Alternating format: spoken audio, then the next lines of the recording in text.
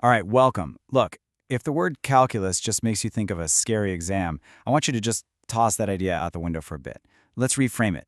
Think of calculus less like a problem and more like a powerful toolkit, right? A set of amazing instruments for solving some really cool puzzles about the world around us. So today, we're going to open up that toolkit and see what's actually inside. So, here's what we've got on tap. First, we'll cover the big idea of calculus. Then, we're going to get our hands dirty with integrals and derivatives. We'll even tackle something called optimization, and then wrap it all up by seeing how this stuff describes the world in motion. Let's get right into it. You know, at its core, calculus isn't really about a bunch of random numbers and symbols. It's the language of change. Seriously. I mean, think about it. The speed of a rocket, how a population grows, even the beautiful curve of a bridge. Calculus is what gives us the power to actually understand all that. And hey, don't just take my word for it. The legendary physicist Richard Feynman once said this. He called it the fundamental language for describing the entire universe. So, you ready? Let's learn our first few words in this language. Okay, tool number one in our kit, integration. And the best way to wrap your head around this is to think of it like rewinding a movie, right? If you know exactly how something is changing moment to moment, integration is the tool that lets you work backward to see the whole picture right from the start. So let's jump right in with the puzzle. Imagine you have the rate of change of a function. You know, its derivative. The question is, how on earth do you figure out what the original function was? This is exactly the kind of problem that integration was born to solve. So yeah, the textbook definition is that integration is the process of finding the antiderivative. It's literally the reverse of finding a derivative. So if you think of differentiation as like breaking something down to see its rate of change, then integration is all about building it back up from those little pieces of change to see the whole thing again. Okay, so how do we actually solve this thing? First up, we integrate. For each piece of the function, we basically just reverse the power rule. We bump the exponent up by 1 and then divide by that new exponent. So 3x squared becomes x cubed, and 18x becomes 9x squared. Easy enough, right? But, and this is a big but, there's a catch. We have to add this little thing called plus c, which is a constant that just disappears when you differentiate. So how do we find it? Well, we use the clue we were given, the graph at 0 when x is -1. So we just plug those numbers into our new function, solve for c, and bam, we find out c is -8. And just like that, we've completely rebuilt the original function. It's x cubed plus 9x squared minus 8. All right, time for our next tool. Now, we know the first derivative tells us the slope of a graph, right? Well, the second derivative, that tells us something deeper. It tells us about the shape of the graph. Is it curving up, like a bowl, or is it curving down, like a dome? This whole idea is called concavity, and honestly, it's like a secret decoder ring for figuring out what any graph is really doing. And a really key idea here is something called the point of inflection.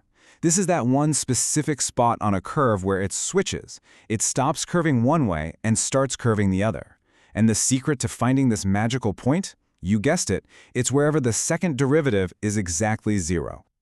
And this is what I love, it really just boils down to a super simple set of rules.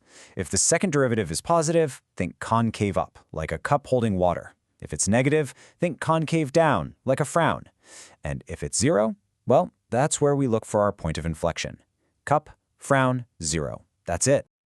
Okay, let's put this into action with our function. We already have the first derivative, so all we have to do now is differentiate it again. And that gives us our second derivative, 6x plus 18.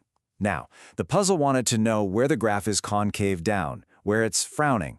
So we just need to figure out where 6x plus 18 is less than 0. A little bit of simple algebra, and we see that happens anytime x is less than -3. See? Not so bad? All right, so we've seen that derivatives can decode the shape of a graph, which is pretty cool.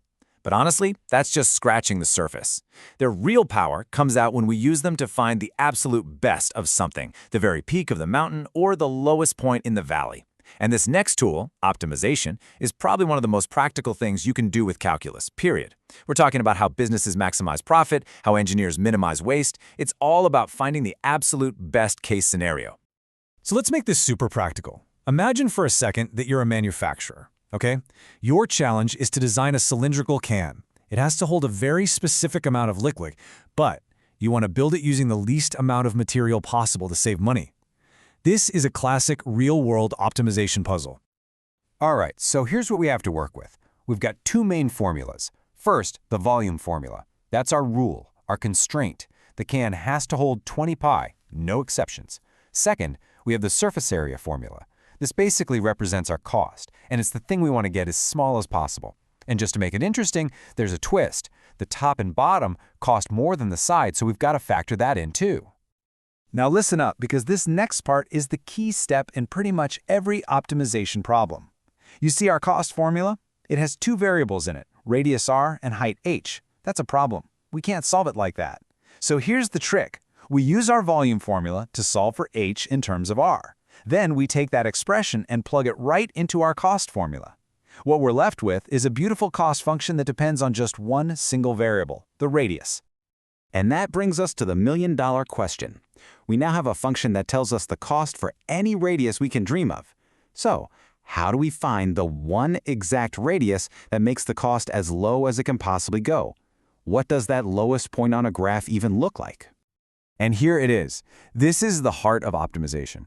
Think about the very bottom of a valley on a graph. For just a split second, it's completely flat, right? It has a slope of 0.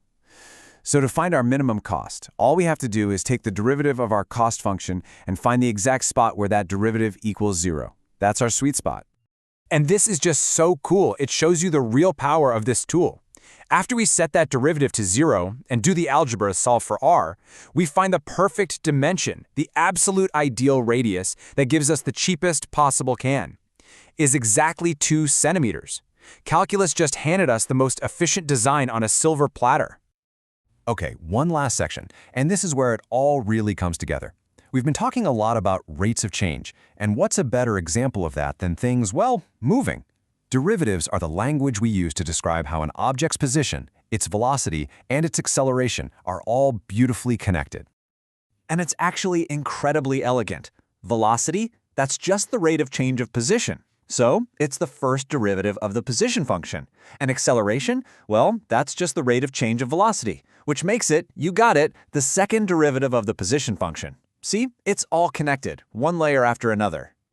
So let's tackle one last puzzle here. We've got a function that describes a ball's distance over time. To get its speed, we first need its velocity, and we know that's just the derivative. So we differentiate it, and our cosine function turns into a negative sine function.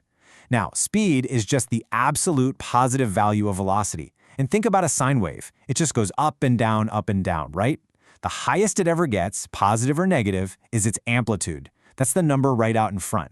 And in our case, that number is 13. So the maximum speed of the ball is 13 centimeters per second. Done. So let's take a step back and look at what we've added to our toolkit today. Tool number 1, integration. That lets us work backward from a rate of change to find the original function.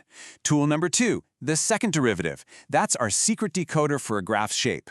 Tool number 3, setting the first derivative to 0. That's our key to finding the absolute best, the maximum or minimum value.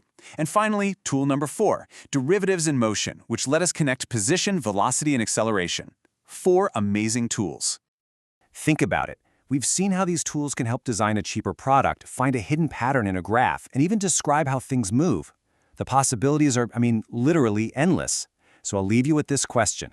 Now that you've got the toolkit, what kind of real-world puzzles are you going to solve?